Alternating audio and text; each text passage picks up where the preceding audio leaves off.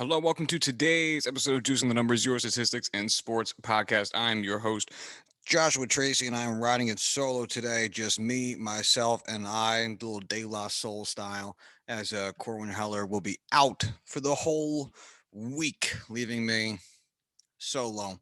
Um, it is 7:15 here on the East Coast. I am relatively just back from the Yankees game, sunburnt to shit. Um, what the Knicks on hosting a playoff game? Can you fucking believe that? As the Yanks took a series sweep walk off win against the Chicago White Sox, which sucks since, well, it's great because I'm a Yankees fan first and foremost, but it also sucks because if you listen to this podcast, you know I am a big White Sox second team fan. But hey, first team first, you know what I'm saying? So happy to have it. It's going to be a short episode anyway because I got other shit to do because my whole day's gone. Because, um, man, I had hit a lot of traffic on the Major Deegan, but uh, yeah, and I just got other shit to do. Plus, Corn in here, so it's going to be a shorter episode. That's life. You get what you can get sometimes. So anyway, let's talk about this Yankees sweep because I just came from the game. Actually, I wanted to talk a little bit about what it's like going to a game because it's weirdly a different experience now. You know, so this White Sox series, this was a home Yankees first homestand in a little bit, maybe like a week or so, 2 weeks. And it's wild to think about how much has changed since they were last home. Because my girlfriend and I, when we bought these tickets, the Yankees still had you had to wear your mask the whole time unless you were eating, you had to show the vaccine card, had to prove a negative test. If you didn't have your vaccine card, um, and just a little bit more tightness around the COVID scenario. And now this homestand was the first homestand where they were saying you don't need to show positive or a negative test anymore. You don't need to show your vaccine card anymore, and you don't have to wear your mask when you're at your seat at all. Um, we still wore our masks in and out, and most people were. There were some that weren't. Um, but it was really interesting because, I kept my mask on like my forearm, just like have it there for if I needed it. I went to the bathroom. I wore my mask.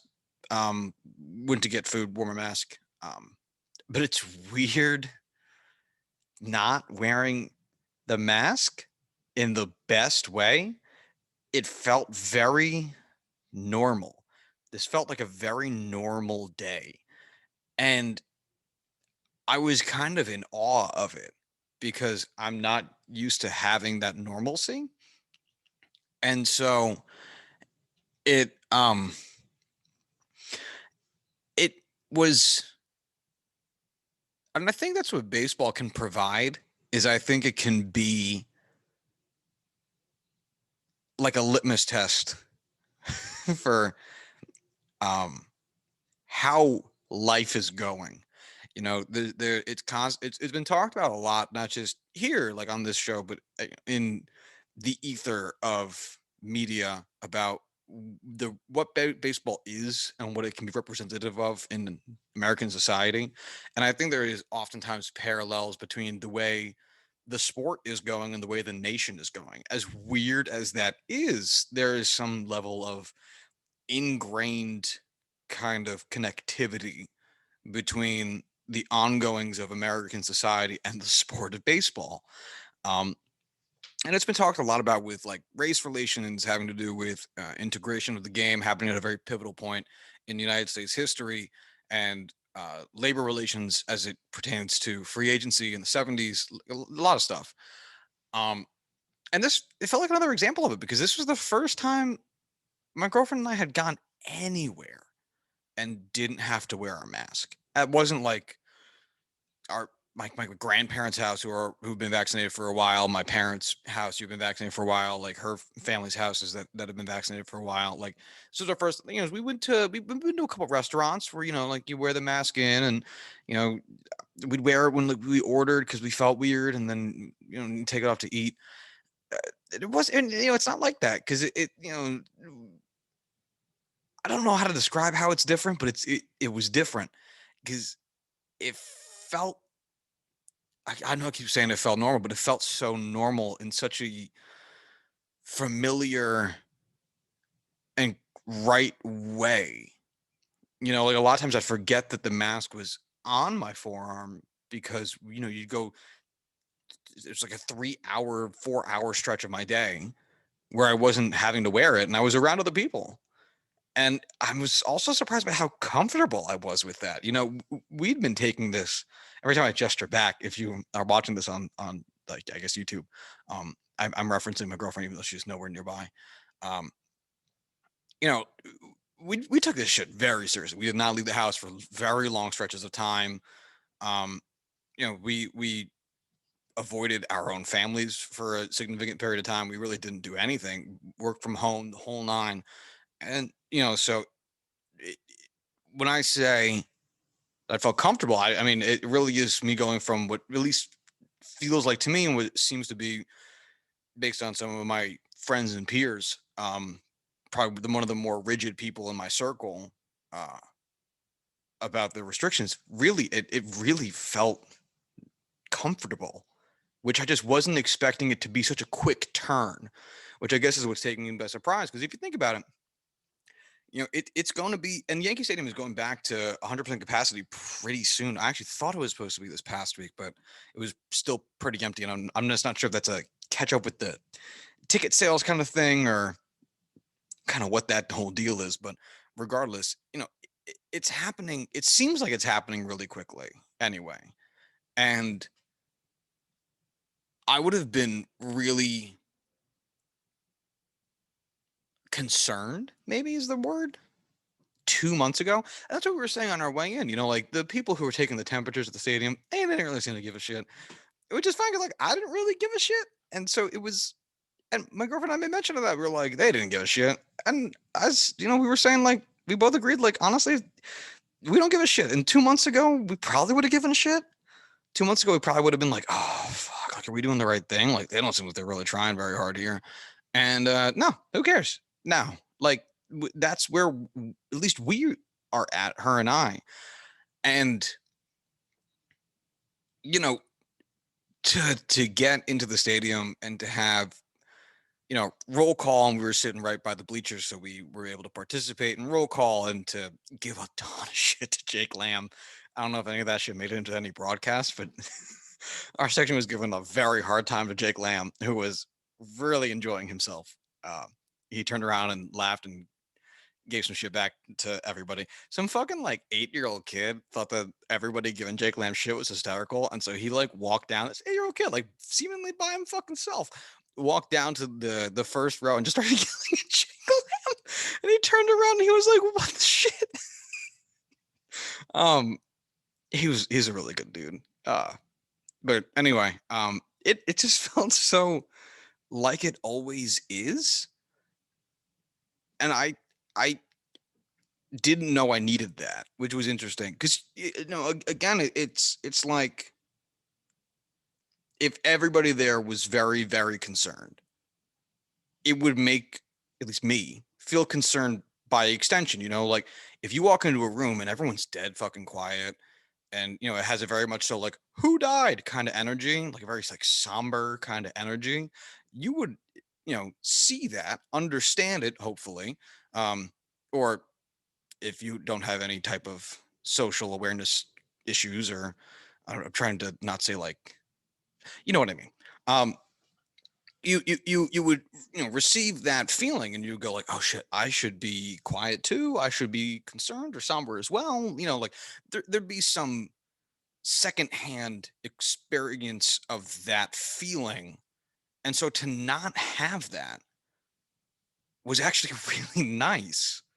Not and it might sound obvious, but like I've been the concerned one for so long that not having anybody else be concerned and not being concerned myself, kind of just getting the chance to like let that shit go, was a wonderful experience. I think Yankee Stadium staff did like a great job, and everybody involved in making this a reality within the Yankees organization and the city of New York.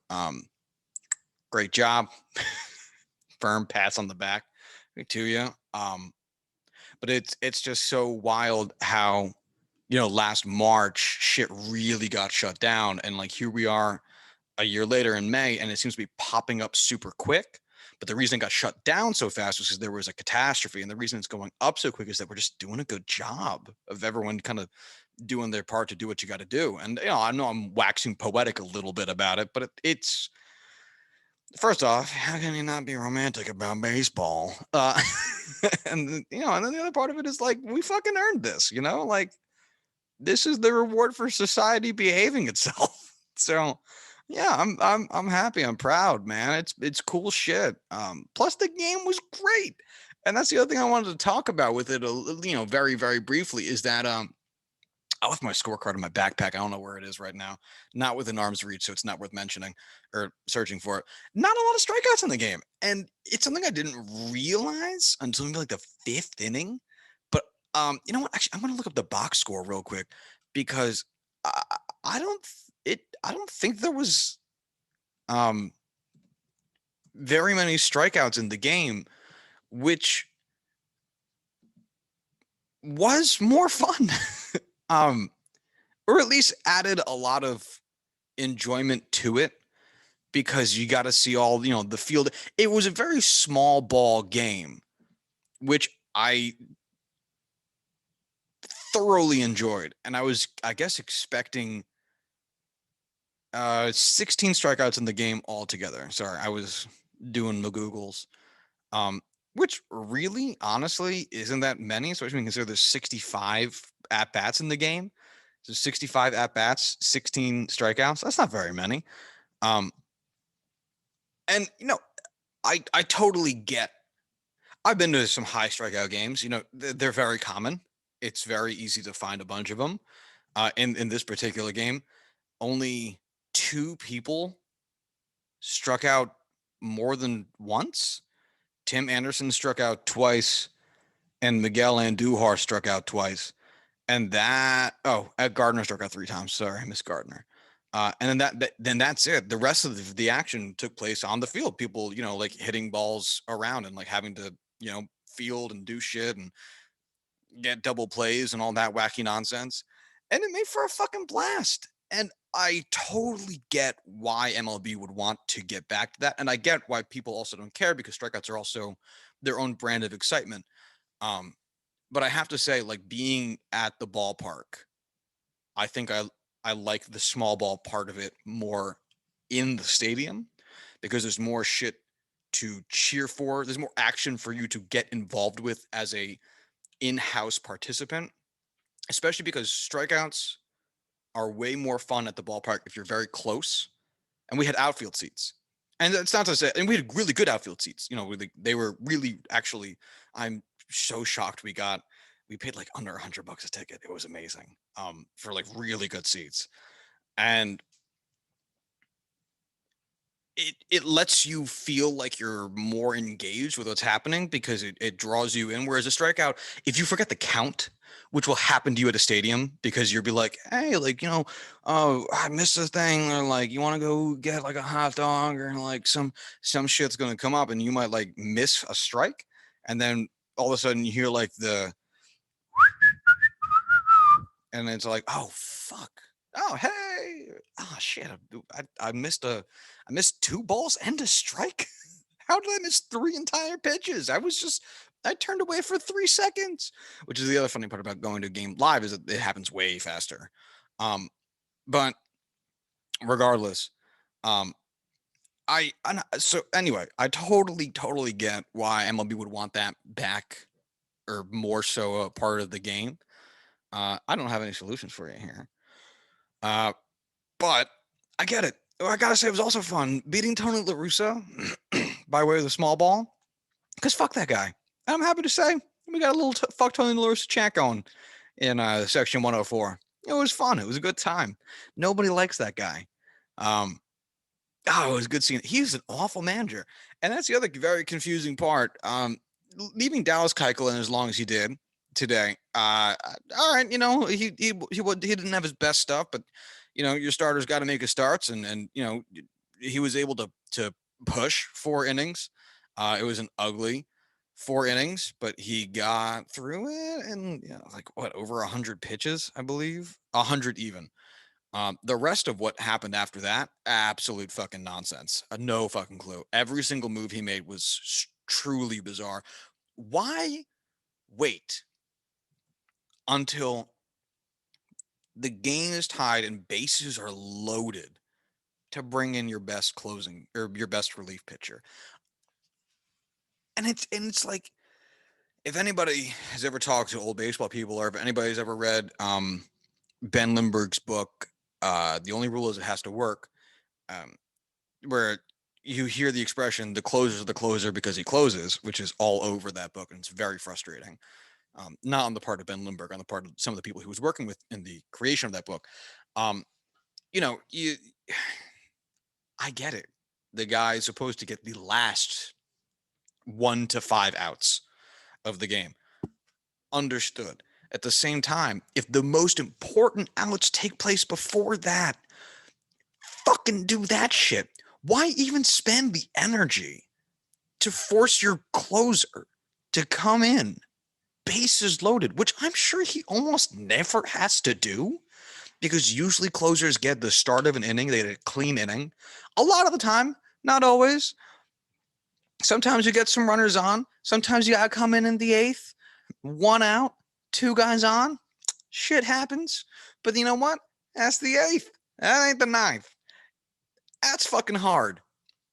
It shouldn't matter too much theoretically when you come in and with how many outs and with how many guys on base. But at the end of the day, people have to throw the ball, and people experience their emotions and their stress levels differently under different circumstances than everybody else. Oh, and it just seemed like such a mistake when it happened. Everyone was confused at the ballpark when it happened. Also, I don't know if anybody watched the broadcast, but there was a guy that got kind of in the way of catching Andrew Vaughn's home run, I believe. That was also in my section, and that guy got roasted so bad. A cop had to come and just like make sure that no one started some shit, because the bleacher creatures were harassing this man so hard, and he just sat down on his phone, trying really hard not to look. That guy's a fucking idiot. Look, man, I get the temptation. The ball's coming at you. I've been coming to baseball games for 30 years. I've never had a home run ball come to me. Back the fuck up. Back the fuck up. Back the fuck up. Zach Hampel was also in my section, and he didn't go after it. Back the fuck up. Let the outfielders do the outfielding, at least when it's your team that's playing defense. They need to catch that. Oh man, that was fucking wild. That was fun. Uh but anyway, it was a blast being back at the ballpark. I almost said it was a ball being back at the ballpark, and I had to stop myself from saying that because that is a wacky sentence. Um and it was just truly wonderful. So I just wanted to share the experience. All right. So anyway, this isn't going to be a like super long episode or anything, since I am flying solo. So just a few other topics going on around the MLB. Willie Adames got traded. Willie Adames and Trevor Richards got traded um, from the Tampa Bay Rays to the Milwaukee Brewers. The Brewers receive JP Fireisen. Wow, I thought I knew how to pronounce that, and there was a couple letters there I did not know. Yeah, JP Fireisen and Drew Rasmussen. Now, the only reason I felt like bringing this up is that it's kind of wild that the Rays have an excess of shortstops. And it's also interesting because the Brewers, it seems as though they haven't had a true starting shortstop in a couple years. I'm trying to think of the last like starting shortstop I feel like the Brewers really had, and not a single name is really coming to mind. And it's been a part of bad luck for them and whatnot, and it doesn't really matter. But it's interesting to see the Rays have such an excess, because it just doesn't seem like that happens very frequently. Typically, shortstop is a tough position to field because it requires a very strong uh, defensive capability, and that is sometimes difficult to pair with a strong offensive capability.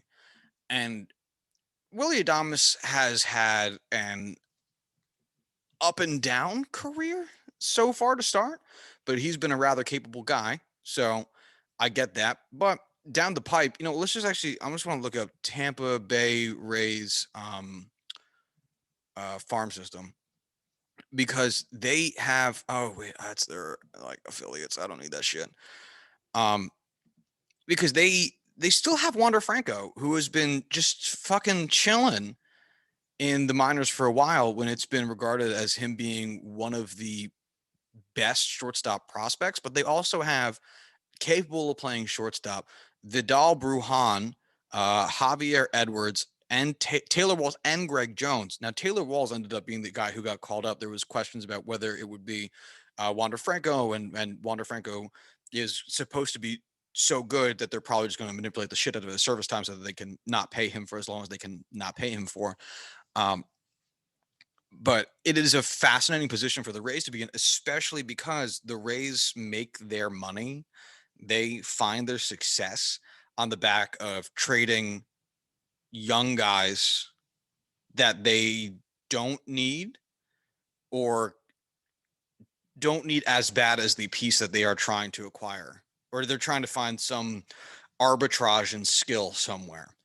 And that, I think, is an underrated position for them to be in because that's such a fucking important position. It's like, imagine you had, and it would never happen because you don't trade really, really good pitchers unless you absolutely have to. But imagine you had like 8 MLB ready pitchers in your farm system, like starter quality bullpen if they have to, ready guys. Which also, again, you probably wouldn't trade, and it'd be super unrealistic. But imagine like the power, the trade power that is, that you can acquire basically whatever you need because you are so dense at one of the most important positions on the diamond. That's a lot. Like, if you have a farm system chock full of corner outfielders, okay, there's a lot of corner outfielders in the MLB, man. You got a farm system full of first basemen. Okay, there's a lot of first basemen in MLB. Good shortstops, good pitchers, and good catchers. That's where it's at. That's tough. That's really, really, again, all baseball is tough.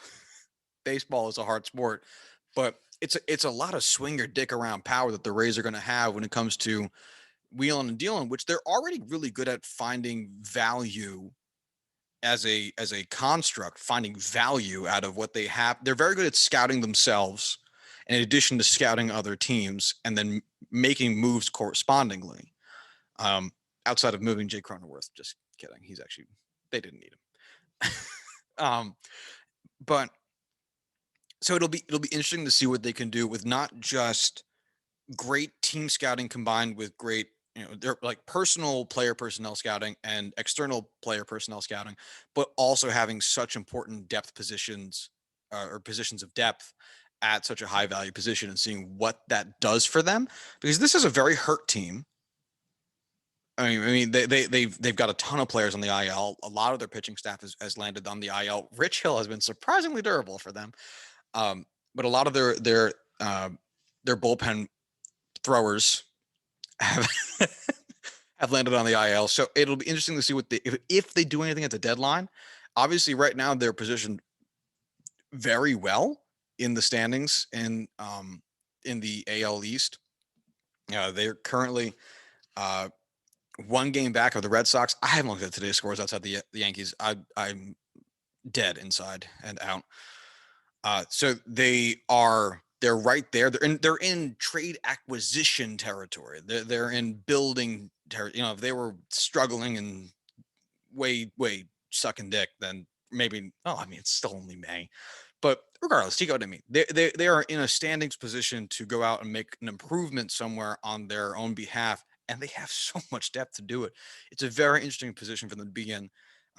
Also excited for Willie Adames. Milwaukee seems like a really cool city. It seems like he'll probably get a decent amount of starting time. And I wonder if after um, the Brewers get a little healthier, if he will get traded again, um, which is kind of a wacky thought. But as it stands right now, the Brewers have Luis Urias at shortstop. Um, they have Willie Adames, and I'm trying to think. Luis Urias or no? They traded Urias. Oh fuck! Hold on. Yeah, no. So Luis Urias is on the Twins, and I was conflating him with Luis Urias. You damn Luises.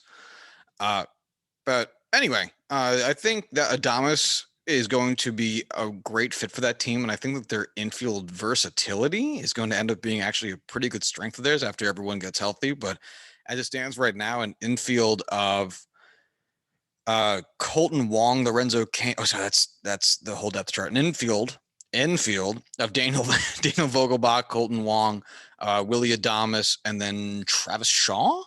That's actually a pretty decent infield, defensively for sure. And then the offense has potential. Boom or bust, probably. A little bit more bust than boom, let's say. Uh, but yeah, it'll be interesting to see what they do. They don't have to do much to win that division, but I guess we'll see. As it stands right now, they are 4 games back. I forgot that the Cardinals were actually doing well this season. However, the rest of that division is shit. They are 1 game back of the Cubs, who are sitting 23 and 22, with the Brewers sitting 22 and 23. Wacky. And the Reds are 20 and 24, and the Pirates don't matter. It is an interesting position for the wild card spots in that division, or in that conference league. Fuck me, in that league, because you look at the NL East, and the Mets are on top of the division at 21 and 18, the only team with a positive record, or an over 500 record in that division. Just behind them is Atlanta at 22 and 24, Philadelphia at 22 and 24, and then Miami at 21 and 24, and then the Nationals at 19 and 23, but they don't want to win. So it's a stupid expression, but I love it. So anyway, the Brewers would actually be ahead of Atlanta, Philly, and Miami. So they'd be right behind the Cubs, but you got to go to the West.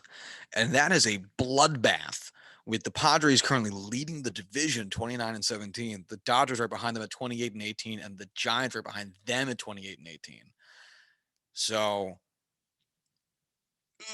yeah, that wild card spot, unless the Giants collapse, which I think is the most likely out of those three, not saying it's likely to happen, just the most likely out of those three teams, then man, every central team is going to have a real tough time finding a foothold in the playoffs, unless you're the Cardinals. And even then, you're not doing great, but you're not doing horrible. So they've been fine. Anyway, moving on. There was also in MLB this week the 20,000th player to make his major league debut. And it is what I remember when I found out there was only 19,000 and change players in MLB. It was actually like super recent. It was probably like 2017. It feels like both a big and small number, because you can look at it and you go like, no, like 19,700 people, let's just say. That is a lot of people as a loose concept. Like that's not like it's a lot of people for a house party.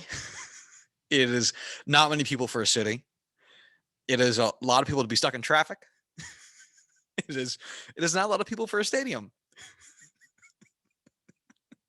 So it's got an interesting like place in your mind. But if you think about how many people play baseball, you think about how many teams there are and how old the sport is, and you think about like the old September minor league like system, where it was like, all right, the whole 40 man is now all on the bench. They're all here, everybody's in the bench. And you think about just like how far back this sport goes, 150 years, and we've only gotten to 20,000 players now is really amazing because it really says like not a lot of people do this. Not a lot of players get this far. And you think about like these there's a lot of minor league guys that like whose names you hear who like never end up making it to the majors, like they got hurt, they got traded and it just didn't work out. Something, something happened, and even though you knew this random minor leaguer's name, they never made it. Um, and so the fact that like it's still only that number that you could fit all those people into Yankee Stadium twice is like it's like mind blowing. It's about 133 new players a season. 20,000 divided by 150. Is that the best way of doing it? No, I don't feel like looking that shit up. That's how it is. And it because it's also like there's not as much churn as there is in like football. Like if you have you'll get players who have like a 3 to 5 year stretch. And that's like a lot of players, not like a few players. Like a lot of players will just have like a 3 to 5 year stretch, and then then they're out because running back and your knees went, or you got figured out, and you're just not as effective. You were a linebacker, you got hurt. Uh, Quarterback, but you weren't like a good quarterback. You're just like a guy, and you just kind of like bounced out. You were Nathan Peterson. You were just bad, and now you're just not in football anymore because you were bad. Um, that happens a lot. That happens all the time. And the rosters are huge. Ooh, all right, hold on. Now, how many players, Josh, do you think were as I as I address myself mildly formally? We're in and the NFL. Is that a Googleable fact? Um, Number of players in NFL history: 26,682. More players. That is more players. And the NFL is not as old as the MLB. That is 6,000 more players. And I bet that number grows much quicker than it does for MLB, even in today's MLB, where you get when you get a little bit more roster churn than you got 40 years ago, because there's not as much emotional. You don't see like, 40-year-old dudes hitting much anymore, but you actually would get that with Omar Vizquel. So like relatively recently. Um, Man, like that is fucking wild. So it's really cool. Anyway, the 20,000th player is Jose Godoy, who is a 28-year-old player. This was he's been in the major leagues been in the minor leagues, I guess I should say, for about a decade. Um, and so it's really quite a story for him to end up finally actually making it to the majors, and getting to be that recognition of history, because there's something to be said about a lot of these minor league guys who you know grind it out in the minors, dealing with poverty, poor standards of living, poor pay, uh everything, and I was actually thinking about the minor leagues as a concept this week, because Jacob DeGrom was rehabbing down in Florida with the I guess the Port St. Lucie Mets, and they were going up against the whatever Palm Beach, I don't know, Cardinals. And there was like a Twitter exchange thing where they were having fun with it because Jacob DeGrom's pumping gas to like 18-year-olds and shit, and it's like, aha, it's so funny, and it is, and yeah, it's a good time. But it's also wild because the minor leagues, to a certain extent, and I'm sure people have thought of this, and it's just hitting me now. They're just fodder for rehab starts a lot of the time. Like Jose Godoy grounded out in the minors, which is great for him. It is perseverance. It is strength. It is not giving up on a skill set, a dream, and an ambition. And part of the reason he was allowed to do that, because not a lot of um, autonomy with some of these choices, especially given the iron fist of profit that is MLB, um, is because someone has to catch Jacob DeGrom. Someone has to catch whoever's hurt and rehabbing. Someone else has to go catch David Price when he gets hurt and has to go to whatever the Dodgers affiliate is. Someone's got to catch Luis Severino when he's down there. You can't just leave that shit abandoned. That's just a sin game. Luis Severino for his rehab start could go out there, pitch 3 innings, let up 90 runs. No one cares. You feel sore? No, you good? Arm feels good? All right, everything else will come later. That's we just want to make sure that you're hitting your spots, you're hitting your number. You're throwing like 97.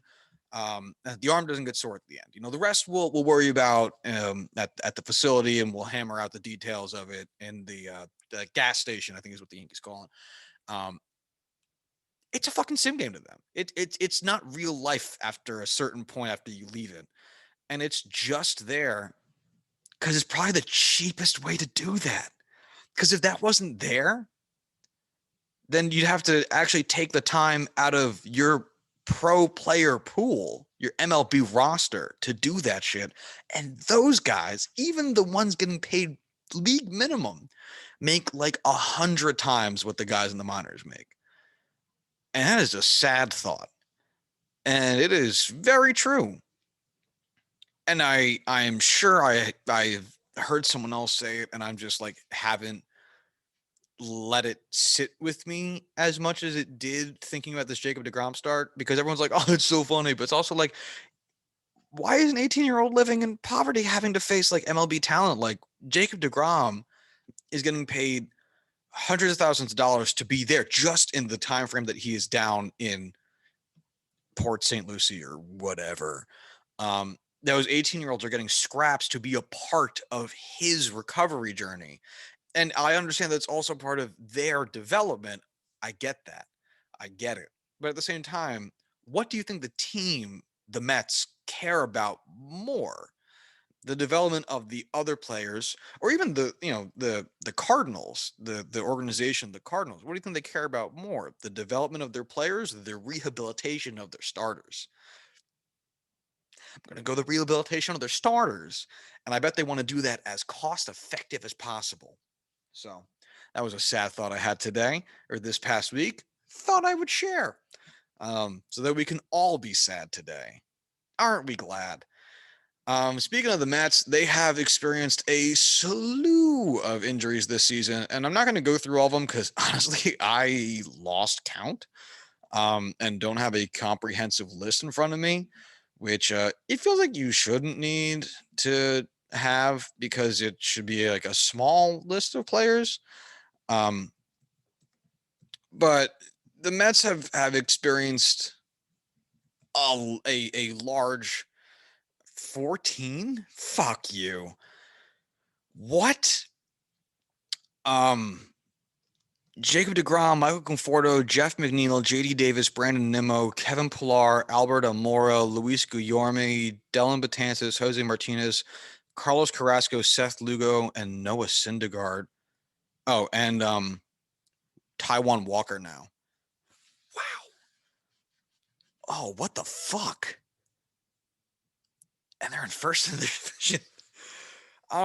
Anyway, I bring it up because I peeked at the Knicks game. Let's go Knicks. It's been a thing for all of MLB. It's very condensed in the Mets, but it's been a thing across MLB. Mike Trout hit the IL recently. A number of Yankees have, but a lot of Yankees hit the IL anyway. And it really, honestly, compared to the rest of the leagues, and just the past couple of seasons for the Yankees, it hasn't been all that bad. But there's been discussion of like how much did the shortened season affect it, and that is fair. I also just wonder, and I have no answers for anything, but you have to wonder what the physical limitation on baseball is. I'm not saying that like we've hit it and like we should stop letting players play baseball as hard as they can. But it's like, what's the upper end of how fast you can throw a ball? You know what I mean? Because like the incremental increase eventually is going to have to stop because we're going to hit just the apex of velocity that a human body can physically do. You know, and it seems to be cutting out at 105. You know, it's really tough to get there, and you don't see a lot of players do it. I can only think of the two guys offhand, Aroldis Chapman and Jordan Hicks, that I've seen do it. So maybe that's our cutoff. But like, it doesn't stop everyone from throwing as hard as they can, which I'm not saying is a bad thing. And I'm not saying that, like the sellout swings are necessarily a bad thing, but it led me to wonder, like, what is the top end of what that's type of physical production can be, and is it necessary to hit it? Not that we should or shouldn't, um, but is it needed? Like, if you, and I'm not trying to sound like old man baseball here, but like, you know, fucking Corey Kluber doesn't throw super hard, but he throws very effectively, and that will work for him. However, it's, you'll still get players who are, that might be the hardest Corey Kluber can throw physically. It might not be. I have no fucking clue. But I bet that when he goes and throws, that feels really fucking hard to him. And like, players coming up will throw very fucking hard. And that's probably the right thing to do. You need to know how you can best, because part of the idea of putting so much of yourself into your pitches is also just the refinement of the process of you throwing. It's a refinement of mechanics. It is a maximum efficiency of your movements. There's only so many ways you can move yourself, and so to achieve a certain speed of a pitch, 98, 100, what have you, you're going to have such a precision in what you're doing. Then that precision, that repetition, that performance will end up being reflected in velocity eventually. But with all the injuries that we have in baseball, and we're starting to see some adjustments. Um, there's been an increase in players shortening their arm slot as a way of protecting the elbow to avoid Tommy John surgeries. And like, look, I wonder how much this would be a concern if players weren't having to feel as though they had to go 100% capability at all times. And that is kind of a dumb thought because it's a sport and like that's what you do. You play it very hard. I guess I'm just wondering what the payout is versus what's the marginal benefit of it. Would So to make a comparison, it's not a great comparison, but let's make a comparison because it's the only one I thought of. When you're golfing, which am still learning to do, I just started like last year because it seemed like a thing to do during the pandemic with my friends that was outdoors and not by a bunch of other people. Um, yeah, I feel super white doing it, but like here we are. So, um, let's say like you're just out of the green, I don't know, 10 yards or some shit. Now I can hit a 9-iron pretty fucking far because I swing hard. I guess I'm still trying to figure this shit out, but I can hit a 9-iron pretty far, and it's my lightest club. Iron, I guess. I don't fucking know. Um, and so what I end up having to do if I'm 10 yards out of the green and I want to get closer up to it is I have to take my 9-iron and swing it at 40% of my, full swing. You still go through the full motion of the swing, but you don't put 100. You're not driving, and you're not even like using a 3-iron from like, still 100 feet out or whatever. You're only like 20 to 30 feet out. Like you don't need a full power swing. You'll adjust to the distance based on the need. And I know it's not a clean comparison to baseball because you are supposed to drive the baseball as hard as you can. I guess I'm wondering, at what point would you ever consider not? And again, kind of a dumb thought, but I always wonder about the upper peaks of things. The same way at some point we're going to hit the maximum echelon of pitch velocity. And you at some point, some pitchers are going to realize that they're not hard throwing. I'm not the guy to give you 98 miles an hour. And you see those guys all over baseball. You see guys who have, the 93-mile-an-hour fastball who tried to be a power pitcher and wasn't, and now he lives and breathes off the slider or the curve or whatever. Like those guys are around baseball today. Um, and so, I just wonder, does that point come for hitters? Do you at some point you have to realize like maybe I don't swing for the fences because I just can't fucking do it. Like everything I hit in the outfield lands 3 feet, 5 feet shy of the warning track. Maybe I just need to not swing as hard. It doesn't feel right saying it, so it's probably wrong. Um, but just another loose thought I had, and it's not gonna. And again, I'm not saying that to solve the anything with the injuries. I don't have an answer for that. It was a thought that led to a different thought for me, which is really just how my brain works slash probably how thinking as a concept works. Um, the injuries though is very concerning. I'm not. I don't get the whole. I get it for pitchers, I guess. The whole like they didn't play very much last year because you don't have the innings underneath you. But to see this many hitters get hurt, also Kevin Pillar hit in the face, you're gonna miss time for that. That has nothing to do with last season. But like to see guys like like Mike Trout, not be healthy enough to play, Jeff McNeil, JD Davis, Brandon Nimmo, it's weird with the hitters because it feels like that shouldn't have affected anything, at least not as much, because a lot of it is your swings and your running, which you can do pretty effectively without it being a true live game. Whereas pitching is a little bit different because the way that you sequence the effort that you throw, the number of pitches you may have to throw, if you're 25 pitches deep in one inning and you've got one batter left, like, and it's the first inning and you're the starter, you're gonna throw that. Like you're gonna have to suck up how many pitches that next at bat is and get through that in all likelihood. And whether that's 2 pitches or another 10, chances are you're getting hung out to dry and you got to throw 35 pitches in an inning. However, you probably wouldn't have to do that in a bullpen sesh. You probably wouldn't get asked to throw 35 pitches in a sim game inning, So for the pitching side, I totally get why maybe not having the innings underneath you from last season could be effective, affecting your current performance or your current health. But with the hitters, I find it odd, and I'm not sure I really truly get it. Um, it'll be interesting to see how the injury bug kind of shapes out for the rest of the season. This could be another thing where it gets very condensed into the beginning of the year, and then maybe we have a healthy rest of the season, which would be nice because baseball players, whether they're from baseball players getting hurt, whether they're from your favorite team or your absolute least favorite team, is awful. Like no one should be hurt playing the sport. And you want to see players be able to stay on the field and then also be able to guarantee themselves a healthy life after they leave baseball. That's the goal, is to not be hurt for your entire fucking existence on the planet Earth.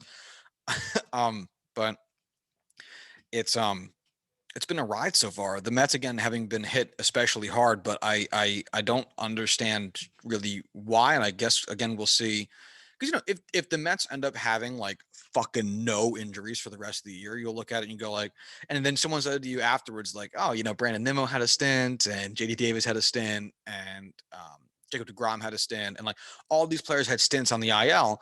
Yeah, lots of people have stints on the IL. Lots of players have stints.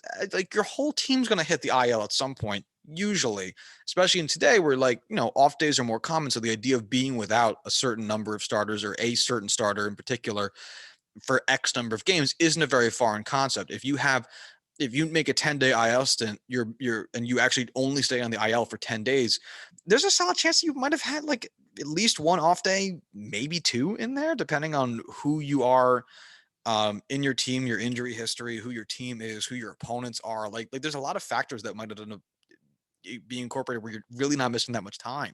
If you had a 10-day IL stint with 2 off days in there and then like a scheduled, like your team's playing, but like your manager said you were off, that's 3 fucking days right there that you weren't going to be playing anyway. So you're only missing 7 games. It's not that bad.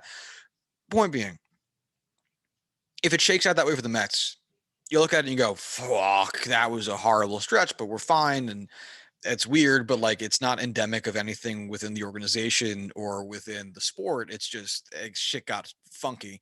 But if it continues, it's like holy shit, what the hell is happening? Um, they're really just priming themselves for another bout of hand, foot, and mouth disease. Uh, uh. Anywho, anywho, uh, yeah, I don't really think I have anything else to talk about. Uh, Nothing that grabs me anyway. So I'm probably just gonna wrap it up here. Corwin will also be out for the Thursday episode. I am sorry. He is a busy man and we could not reach him, snag him, book him for the this week's events. So you're stuck riding and dying with me this week, but I'll try to make it worth your while. Uh that anyway, so I'll wrap it up.